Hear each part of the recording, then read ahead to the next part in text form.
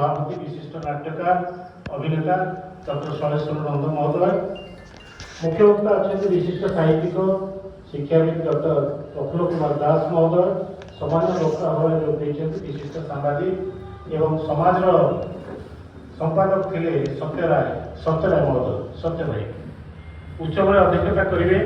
आम अनुष्ठान सभापति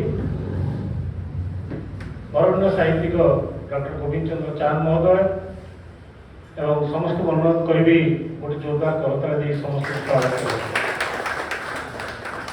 आज मंच अच्छा आम साधारण संपादक प्राध्यापक आदित्य प्रसाद धल और संगठन संपादक डॉक्टर सुनामणि राउत महोदय।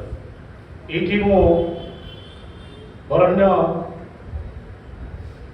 अतिथि मान समस्त को स्वागत करी एवं पद्मश्री रजत कुमार करंकर परिवार वर्ग को जो मैंने आज समस्त स्वागत करुच्ची एवं अनुष्ठान उत्कल साहित्य समाज कर्मकर्ता एवं आम कार्यनिर्वाहिका समिति सदस्य एवं गणमाध्यम प्रतिनिधि एवं फोटोग्राफर एवं विशेषकर आपण मान स्वागत करुच्ची। नमस्कार, वंदे उत्कल जननी।